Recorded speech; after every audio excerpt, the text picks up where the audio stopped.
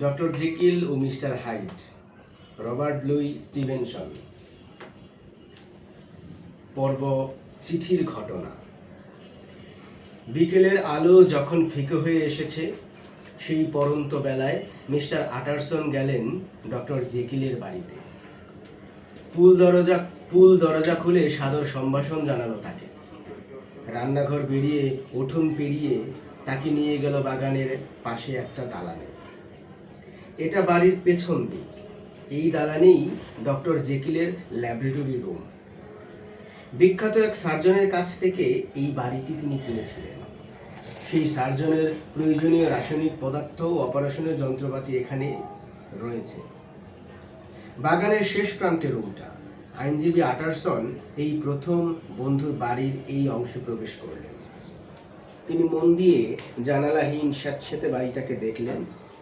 ঘরের মধ্যে নিঝুম নীরবতা। টেবিলে রাসায়নিক যন্ত্রপাতি ভরা, ছড়ানো ছিটানো অনেক বাক্স প্যাঁটরা রয়েছে। সারা ঘরেই কুয়াশাচ্ছন্ন মৃদু আলোর উঁকিঝুঁকি। ঘরের শেষ প্রান্তে কয়েক ধাপ সিঁড়ি, যেখানে একটি দরজায় পুরো লাল পর্দা ঝুলছে। সেই দরজা পেরোতেই মিস্টার আটারসন ডাক্তারের সাক্ষাৎ পেলেন। বিশাল বড় ঘর, চতুষ্পার্শ্বে দামি কাচের কারুকার্য, ভারী আসবাবপত্র, বড় একটা টেবিল,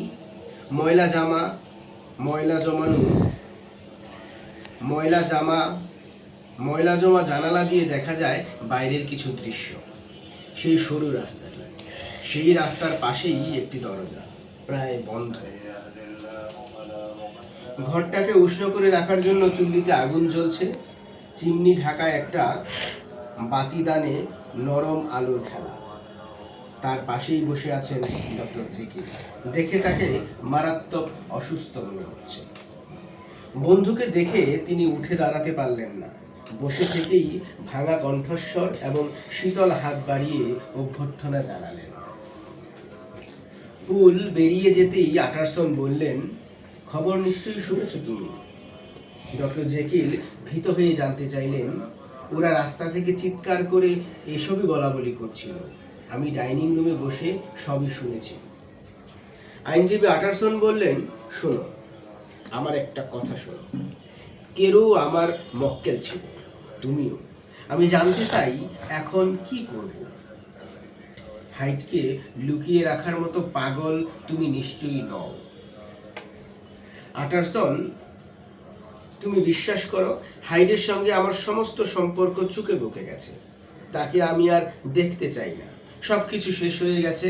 আমার কোনো সাহায্যও তার আর দরকার নেই। আমি তাকে যতটুকু জানি, তুমি তার কিছুই জানো না।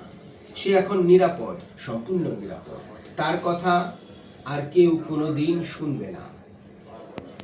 মুখ ভার করে আইনজীবী সব শুনছিলেন।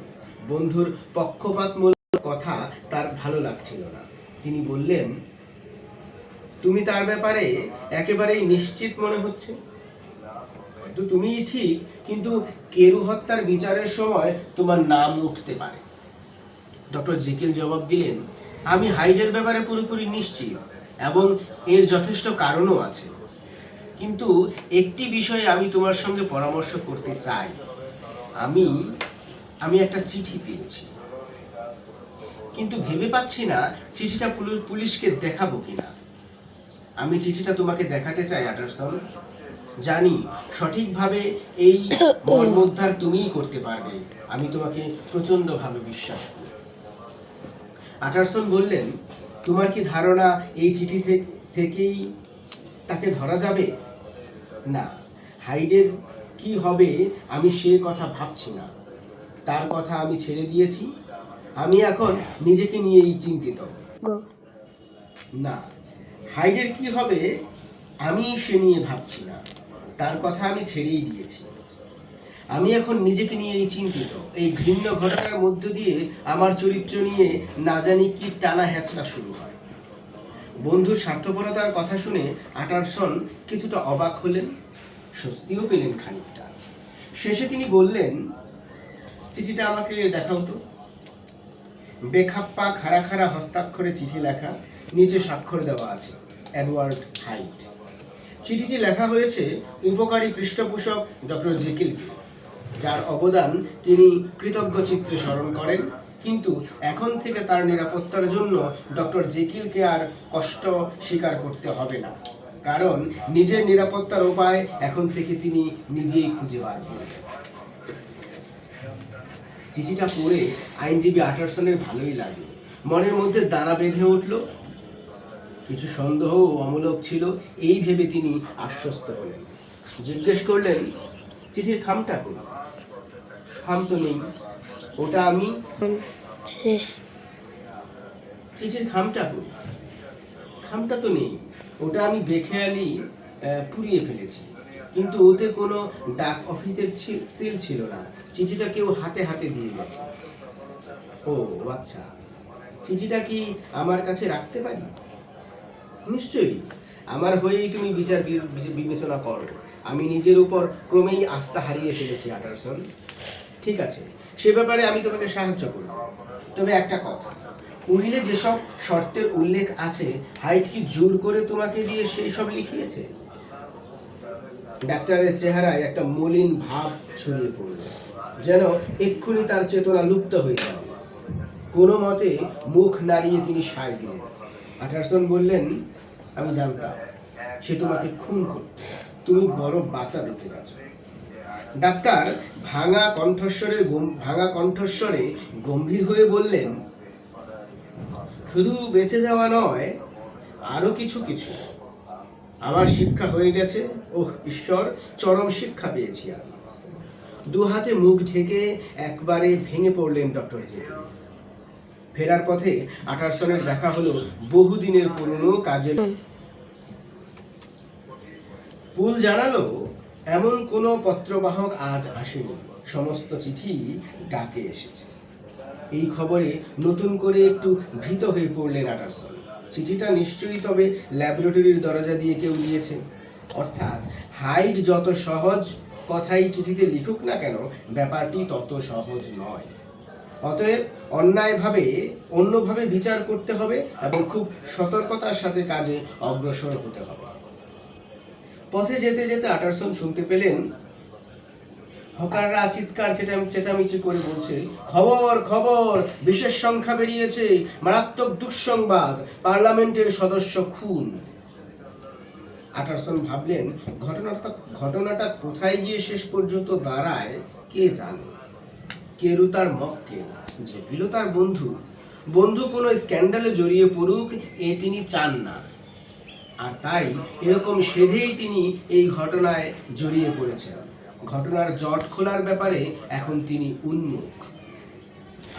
বাড়ি ফিরে আটারসন নিজের ঘরে বসেছিলেন। তার সামনে বসে আছেন তার হেড ক্লার্ক মিস্টার গেস্ট। চুল্লির আগুনের উষ্ণতায় আটারসন আরাম বোধ করছেন। লন্ডনে এখন দারুণ শীত, বাইরে কুয়াশা ঝরছে, আকাশে জমাট বাঁধা মেঘ, দুরন্ত বাতাস মাঝে মাঝে আঘাত হেনে যাচ্ছে জানালা। ঘরের মধ্যে আগুনের লালচে আভা, জানালার শার্সিতে সে আভা ছড়িয়ে পড়ছে। মিস্টার আটারসন একমাত্র মিস্টার গেস্টকেই যে কোনো গোপনীয় কথা সম্পর্কে অবহিত করে থাকে। গেস্ট অনেকবারই নানা কাজের সূত্রে ডাক্তার জেকিলের বাড়িতে গিয়েছিলেন। পুলকেও তিনি চেনেন। সে বাড়ির সঙ্গে হাইডের ঘনিষ্ঠতার সম্পর্ক আছে, সেই সম্পর্কের ব্যাপারেও তিনি ওয়াকিবহাল।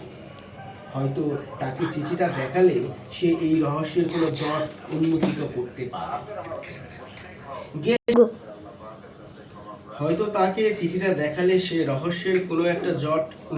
হতে পারে। গেস্ট নিজেও একজন হাতের লেখার বিশেষজ্ঞ। হাতের লেখা দেখে তিনি মানুষের চারিত্রিক বৈশিষ্ট্য বলে দিতে পারেন। হাতের লেখা দেখে কিংবা চিঠিটার বিষয়বস্তু পড়ে গেস্ট নিশ্চয়ই কোনো না কোনো মন্তব্য করবে। এর থেকে হয়তো ভবিষ্যৎ কর্মপন্থা ঠিক করে নেওয়া যেতে পারে। আটারসন বললেন, স্যার, ড্যানভার্স কেরুর মৃত্যু সংবাদটি খুবই করুণ, মর্মান্তিক, দুঃখজনক। হ্যাঁ স্যার, জনমনেও ব্যাপারটি আলোচনার বিষয় হয়ে দাঁড়িয়েছে। যে তাকে হত্যা করেছে সে নিশ্চয়ই পাগল ছিল। এ বিষয়ে আমি তোমার মতামত জানতে চাই। আমার কাছে খুনির হাতের লেখা একটা চিঠি আছে, সেটা আমি তোমাকে দেখাতে চাই। অবশ্য এ কথা কাউকে বলো না, কারণ আমি নিজেই জানি না আমি কি করব। তবে তুমি এটাকে খুনির ছোট্ট একটা ক্লু হিসেবে ধরে নিতে পারো। কথা শুনে গেস্টের চোখ দুটো জলজল করে উঠল। তিনি ঝাঁপিয়ে পড়লেন চিঠিটার উপর এবং গভীর মনোযোগ দিয়ে চিঠিটা পর্যবেক্ষণ করতে লাগলেন। তারপর বললেন, না স্যার, খুনি পাগল নয়, তবে তার হাতের লেখাটা একটু অন্য ধরনের। লেখাটা যে অন্য ধরনের এ ব্যাপারে আমার কোনো দ্বিমত নেই, টিপ্পনি কাটলেন আইনজীবী। ঠিক সেই মুহূর্তে কাজের ছেলেটা একটা চিরকুট নিয়ে প্রবেশ করল। চিরকুটটা চোখের সামনে মেলে ধরলেন আটারসন। গেস্ট হাতের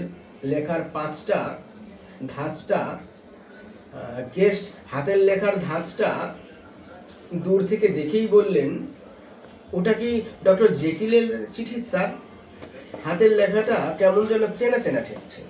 ব্যক্তিগত জরুরি কোনো কিছু কি লিখছেন উনি? না, তেমন কিছু নয়, ডিনারের আমন্ত্রণ। কেন, চিঠিটা কি তুমি দেখতে চাও? হেড ক্লার্ক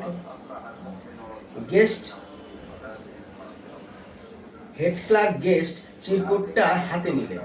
দুটো হাতের লেখাই তিনি তার পর গভীর মনোনিবেশ দিয়ে মিলিয়ে দেখলেন। কিছুক্ষণ পরে দুটো চিঠি আটারসনের হাতে ফেরত দিয়ে বললেন, ভারী আশ্চর্যের হাতের লেখা।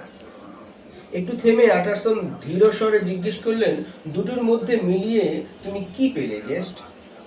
দুটো লেখার মধ্যেই আশ্চর্য রকমের মিল রয়েছে স্যার। দুটো হাতের লেখাই প্রায় একই রকম, একটা খাড়া, অন্যটা ঈষৎ হেলানো। খুবই আশ্চর্যের বিষয়। হ্যাঁ, আশ্চর্য।